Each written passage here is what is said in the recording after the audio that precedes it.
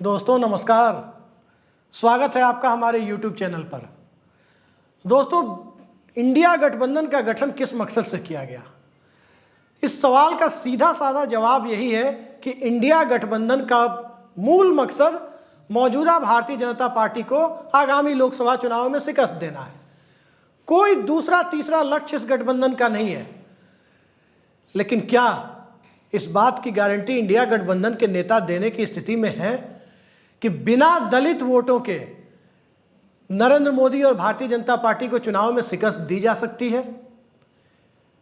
कोई भी नेता, हिंदी भाषी भारत का किसी भी पार्टी का नेता जो 250 से 250 के बीच सीटें हिंदी भाषी भारत में है, वहां यह गारंटी दे पाने की स्थिति में नहीं है कि बिना दलित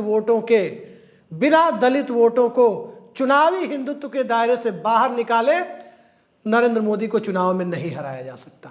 यह आज की सबसे बड़ी सच्चाई है। लेकिन क्या दलित वोटों को एकजुट बनाए रखने के लिए इंडिया गठबंधन की तरफ से कोई सार्थक पहल हो रही है? स्वाभाविक सी बात है कि जो पहल हो रही है और जिस प्रकार की पहल की आज के दौर में जरूरत है, वो सारी खबरें अभी हमारे सामने नहीं आएंगी। सूत्रों के हवाले से ही खबरें सामने आएंगी, क्योंकि मत भूलिए कि यह दौर सीबीआई ईडी का है। मत भूलिए कि यह दौर गोदी मीडिया का है, और मत भूलिए कि यह दौर पार्टियों के तोड़ने वाले एक ऐसे माहौल का है जिस माहौल में पार्टी तोड़ने के साथ साथ गलत तरीके से परसेप्शन बिल्डअप करने की, माहौल बनाने की कोशिशें होती है। तो इस दौर में कौन सा परोक्ष अलायंस कब प्रत्यक्ष अलायंस में बदल जाए और कौन सा प्रत्यक्ष अलायंस कब परोक्ष अलायंस में बदल जाए, कहा नहीं जा सकता। और इसी कड़ी में आज हम चर्चा करने जा रहे हैं कि इंडिया गठबंधन और मायावती के बीच में किस प्रकार की खिचड़ी पक रही है। इस पूरी चर्चा को आगे बढ़ाने से पहले हम सभी दर्शकों से अपील करते हैं कि हमारे चैनल को सब्सक्राइब जरूर करें, ताकि आप तक सच्ची खबरों के पीछे की असली खबर के तह तक जाकर निकाली हुई खबर आप तक पहुंच सके। दलित वोटों को लेकर अलग तरीके का विमर्श मौजूदा दौर में चल रहा है, और स्वाभाविक है कि जब भी बात दलित वोटों की होगी तब बात कांसीराम की विरासत की होगी, तब बात बहुजन समाज पार्टी की होगी, तब बात मायावती की होगी, और तब बात हिंदी भाषी भारत में गठबंधन की परिस्थितियों को नए सिरे से पुनर्परिभाषित करने की होगी। और इसी कड़ी में एक खबर अभी 2 दिनों पहले चली। खबर यह चली कि समाजवादी पार्टी के नेता राम गोपाल यादव के हवाले से जो खबर कुछ चैनलों ने चलाई, वो खबर ये चलाई कि मायावती से इंडिया गठबंधन में शामिल होने के लिए मुलाकातों का दौर जारी है, जिसका मायावती ने खंडन किया। और ये बात बिल्कुल सही भी है कि कहीं कोई मुलाकात नहीं हो रही है। जो मुलाकात होनी थी वो काफी पहले हो चुकी है, और जो मुलाकात आगे होगी वो निश्चित तौर पर कोड ऑफ कंडक्ट लगने के बाद होगी। लोकसभा चुनाव के लिए चुनाव कार्यक्रम की घोषणा के बाद औपचारिक ऐलान के लिए ही होगी। इस बात की पूरी गुंजाइश है। लेकिन क्या पर्दे के पीछे बातचीत बंद हो गई है? जी नहीं, कोई बातचीत बंद नहीं हुई है। और सवाल ये उठता है कि इंडिया गठबंधन की तरफ से इस बातचीत को इनिशिएट कौन कर रहा है?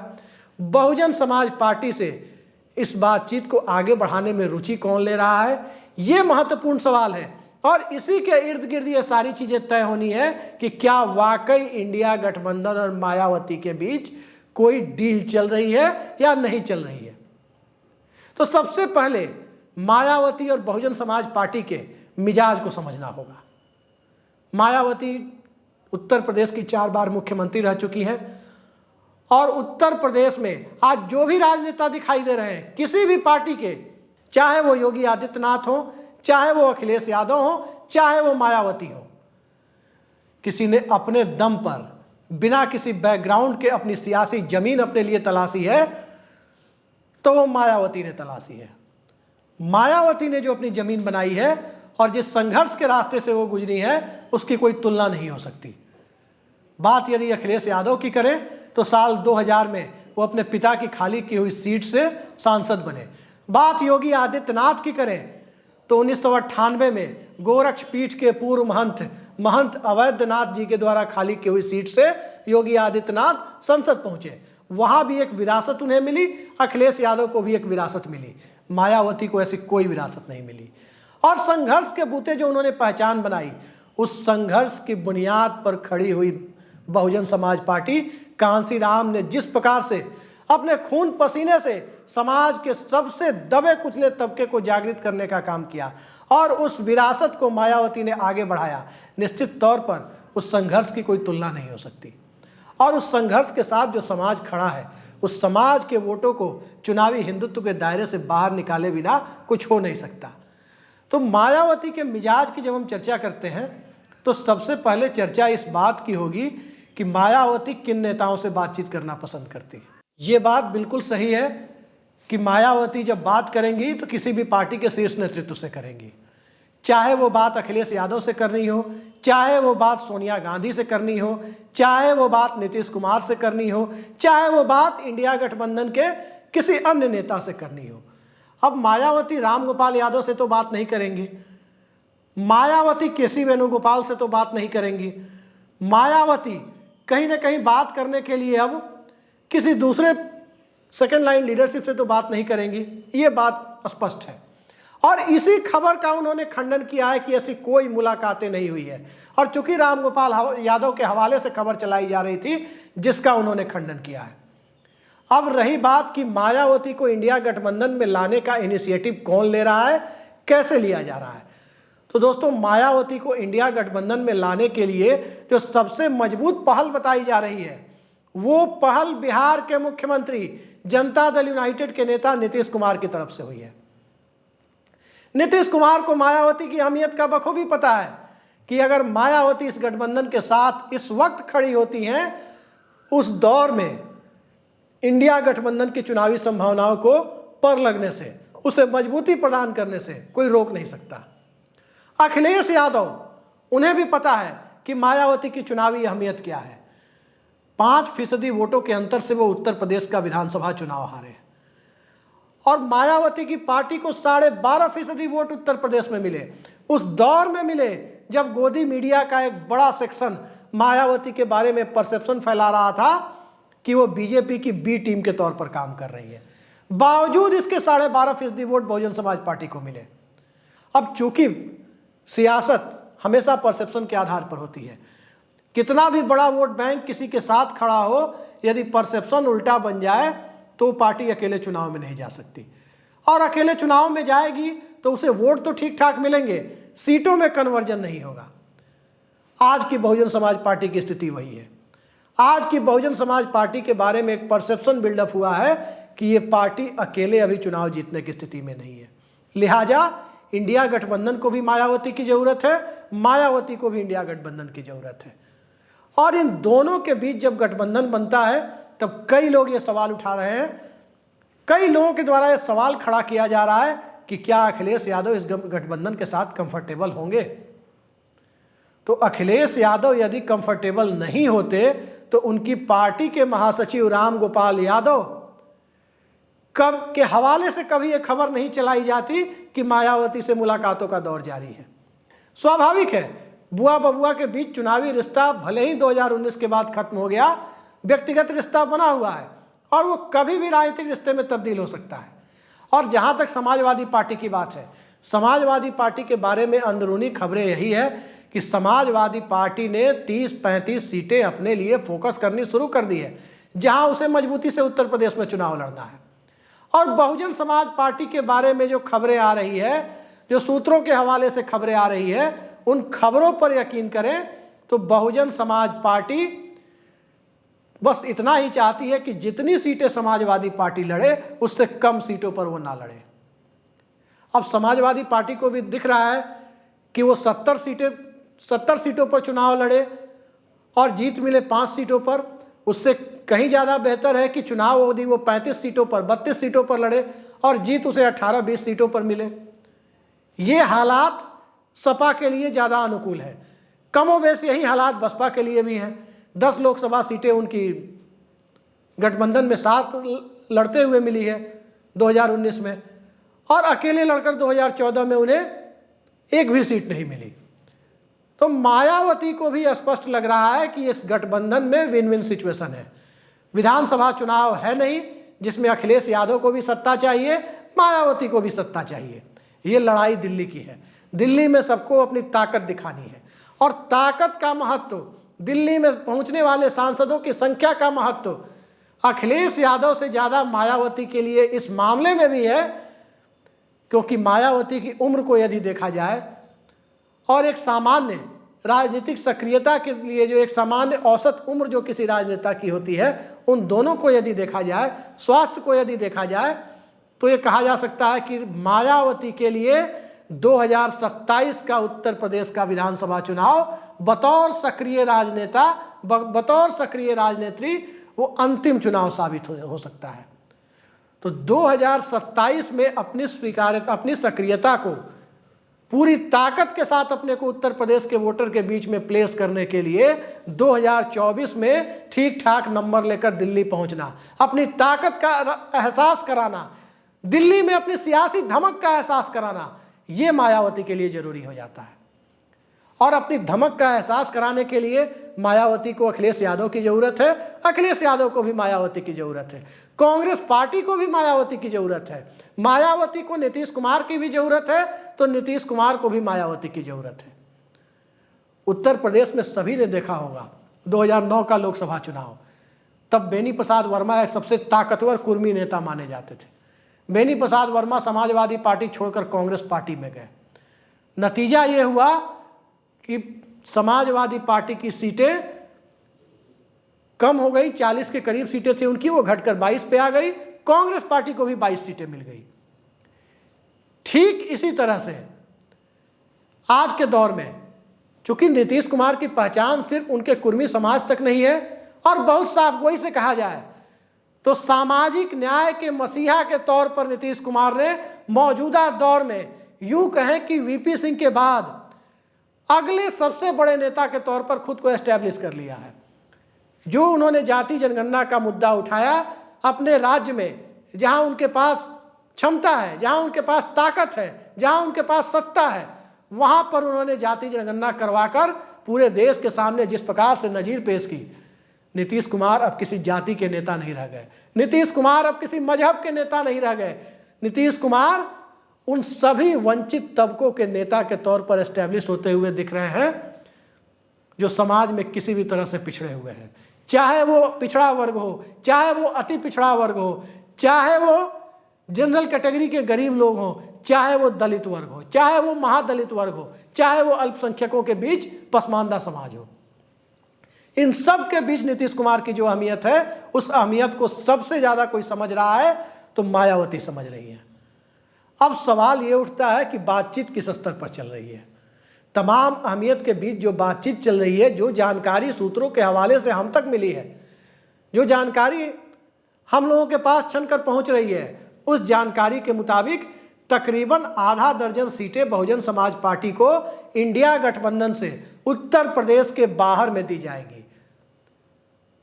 बिहार में, मध्य प्रदेश में, राजस्थान में, हरियाणा में, उत्तराखंड में और पंजाब में इंडिया गठबंधन की तरफ से कम एक सीट बहुजन समाज पार्टी यदि इंडिया गठबंधन का हिस्सा बनती है तो उसे दी जा सकती है। और उत्तर प्रदेश में सपा के बराबर चुनाव लड़ने की उनकी जो आकांक्षा है उसको भी पूर्ण किया जा सकता है। और कई सारे संकेत अब तक मिल चुके हैं कि बहुजन समाज पार्टी लोकसभा चुनाव में जैसे ही चुनाव कार्यक्रम की घोषणा होगी, जैसे ही आचार संहिता लगेगी, इस गठबंधन का औपचारिक ऐलान कर दिया जाएगा। इंडिया गठबंधन का हिस्सा बनते हुए मायावती नजर आएंगी। अब संकेत, सबसे बड़ा संकेत तो यही था कि उत्तर प्रदेश में बसपा छोड़कर कांग्रेस में आए ब्रजलाल खाबरी, जो हाल ही में कुछ महीनों पहले ही उत्तर प्रदेश कांग्रेस कमेटी के अध्यक्ष बनाए गए थे, उन्हें अध्यक्ष पद से रुखसत कर दिया गया। सवाल यह है कि वो कौन सी परिस्थितियां उत्पन्न हो गई जिसमें ब्रजलाल खाबरी को प्रदेश अध्यक्ष पद से हटाया गया। तो उसके पीछे की स्टोरी यही है कि बहुजन समाज पार्टी की शर्त यही थी कि बहुजन समाज पार्टी को दगा देकर जाने वाला कोई व्यक्ति इंडिया गठबंधन की सबसे बड़ी पार्टी का प्रदेश अध्यक्ष रहे उत्तर प्रदेश जैसे राज्य में, और फिर अलायंस की बातें हों, ये तो हो नहीं सकता। लिहाजा उनको अध्यक्ष पद से हटाया गया। दूसरा महत्वपूर्ण पहलू यह है कि मल्लिकार्जुन खड़गे कांग्रेस के अध्यक्ष, वे भी दलित समाज से आते हैं। उनके बारे में जो एक अघोषित रूप से जो बातें आ रही है वो ये आ रही है कि उत्तर प्रदेश से भी वो कर्नाटक के साथ साथ उत्तर प्रदेश की किसी लोकसभा सीट से वो चुनाव लड़ सकते हैं। तो बताया जा रहा है कि मायावती की तरफ से जो शर्तें रखी गई है कि उत्तर प्रदेश से मल्लिकार्जुन खड़गे चुनाव ना लड़े। तीसरी शर्त भी ये बताई जा रही है कि पीएल पूनिया, एक दौर में मायावती के बेहद करीबी पीएल पूनिया के बारे में कहा जा रहा है कि बहुजन समाज पार्टी की तरफ से जो टर्म्स एंड कंडीशंस रखे जा रहे हैं उसमें एक ये भी है कि पीएल पूनिया को कांग्रेस पार्टी लोकसभा का टिकट ना दे। और ये सारी शर्तें कांग्रेस पार्टी यदि मानती है तो उस परिस्थिति में मायावती इंडिया गठबंधन का हिस्सा बन सकती है। और मायावती के इंडिया गठबंधन का हिस्सा बनने की सूरत में किस प्रकार से हालात बदलेंगे, ना सिर्फ यूपी में बल्कि देश के दूसरे हिस्सों में, ये कहने की जरूरत नहीं है। पिछली बार तो जो जिसे बुआ बबुआ अलायंस कहा गया, वो बुआ बबुआ अलायंस उत्तर प्रदेश में हुआ और उस अलायंस के होने के बाद भारतीय जनता पार्टी की सीटें तो घटी, 73 से घटकर बीजेपी अलायंस की सीटें यूपी में 64 पर आ गई, 9 सीटों का नुकसान हुआ। अगर उस अलायंस ने पहले टिकट बंटवारा करने की जगह भारतीय जनता पार्टी के कैंडिडेट को देखते हुए, उनके कैंडिडेट के सामाजिक समीकरणों को देखते हुए बीजेपी के बाद अपने कैंडिडेट का पत्ता खोला होता और बीजेपी के कैंडिडेट की स्ट्रेंथ के बरक्स अपने सामाजिक समीकरणों को देखते हुए पत्ता खोला होता तो ये नतीजा उल्टा भी जा सकता था। भारतीय जनता पार्टी 20 के नीचे भी जा सकती थी, क्योंकि उत्तर प्रदेश में अगर न्यूनतम की भी बात करें तो उत्तर प्रदेश में 21% दलित वोट है, 8-9% यादव वोट है, तकरीबन 2-2.5% या 3% जाट वोट है। सचिन पायलट की वजह से आज की तारीख में गुजर वोट है कांग्रेस के साथ। खतौली के उपचुनाव में इसका संकेत भी मिला है।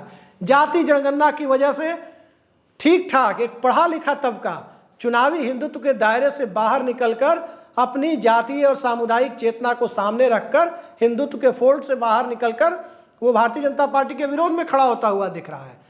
और अल्पसंख्यक वोट तो खैर बोनस के तौर पर है ही, जो तकरीबन 19-20% है उत्तर प्रदेश में। कुल जमा 50% से ज़्यादा वोटों का आंकड़ा उत्तर प्रदेश में बन रहा है।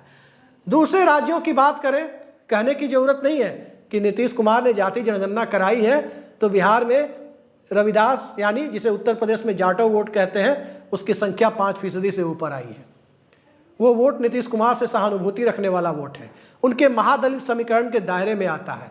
लेकिन उन्हें भी इस बात की आशंका है कि राम मंदिर के शिलान्यास या उद्घाटन के बाद, जनवरी के बाद जो परिस्थितियां बदलेंगी, कहीं वो वोट किसी नैरेटिव में बहकर भारतीय जनता पार्टी के साथ न खड़ा हो जाए।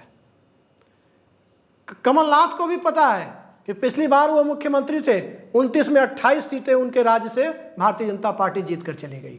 कमलनाथ के साथ उनके अच्छे संबंध भी बताए जाते हैं, काफ़ी मधुर संबंध बताए जाते हैं कमलनाथ और मायावती के। हाँ, एक बात जरूर है कि अशोक गहलोत के और मायावती के संबंधों में कभी भी मिठास नहीं रही है। लेकिन दूसरी बात यह भी है कि कांग्रेस पार्टी चुनाव जीतने के बाद यदि वो राजस्थान का चुनाव जीतती है तो क्या अशोक गहलोत को मुख्यमंत्री बनाएगी? कई अंदरूनी सूत्र यह दावा करते हैं कि कांग्रेस के लोग चुनाव के पहले भले ही फ्री हैंड देने की बातें करें, चुनाव के बाद अशोक गहलोत को झेलने के लिए तैयार नहीं है।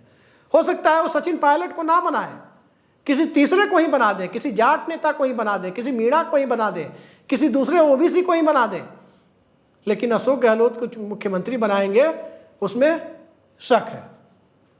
भाजपा और कांग्रेस में आज की तारीख में यही फर्क है कि भारतीय जनता पार्टी ने वसुंधरा राजे को चुनाव से पहले नाराज किया, कांग्रेस पार्टी अशोक गहलोत को चुनाव जीतने के बाद नाराज करने की स्थिति में जा सकती है।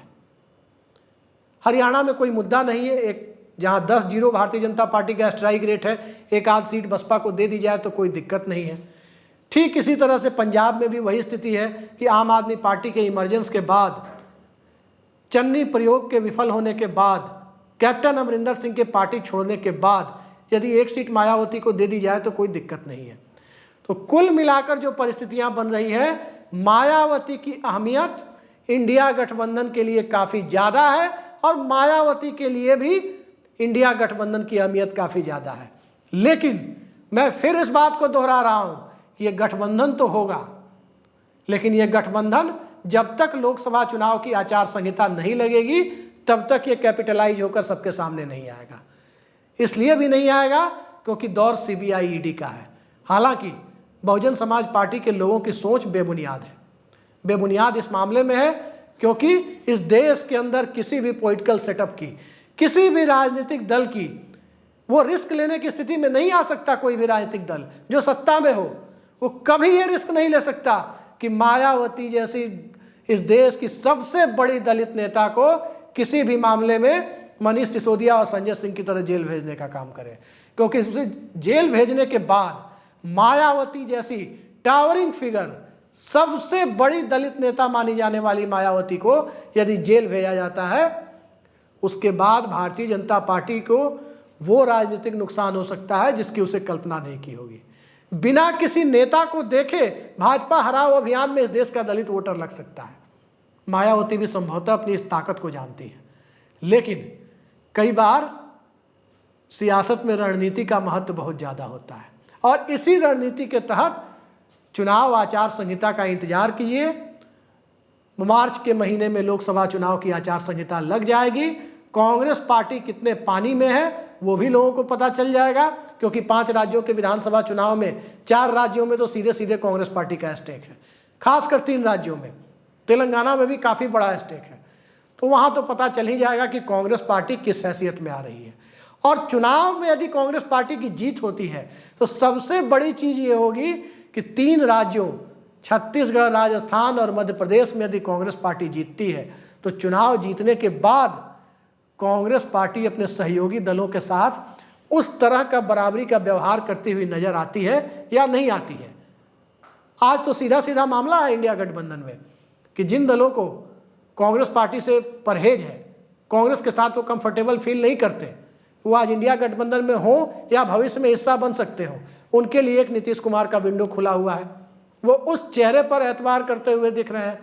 जिन लोगों को कांग्रेस पार्टी के साथ किसी तरह की दिक्कत नहीं है, मसलन आरजेडी जैसी पार्टियां, वो लोग मल्लिकार्जुन खड़गे के चेहरे पर एतबार करते हुए दिख रहे हैं। लेकिन अंतिम सत्य यही है, खासकर बहुजन समाज पार्टी के बारे में यदि आज की तारीख में कहा जाए तो आकाश आनंद जो बसपा में भावी उत्तराधिकारी के तौर पर देखे जा रहे हैं, आकाश आनंद और प्रियंका गांधी के बीच में बातचीत चल रही है। मुलाकातें नहीं हो रही है, बातचीत चल रही है। मैं फिर कह रहा हूं, वो बातचीत सीधे भी हो सकती है, किसी के माध्यम से भी हो सकती है। सोनिया गांधी और मायावती के बीच संबंध पूर्ववत है और सोनिया गांधी और मायावती के बीच संबंध पूर्ववत है और नीतीश कुमार इस मामले को आगे बढ़ा रहे हैं और देखते हैं ये मामला कब तक फाइनलाइज होता है। आप भी इंतजार कीजिए, हम भी इंतजार करते हैं। फिलहाल के लिए इतना ही। नमस्कार।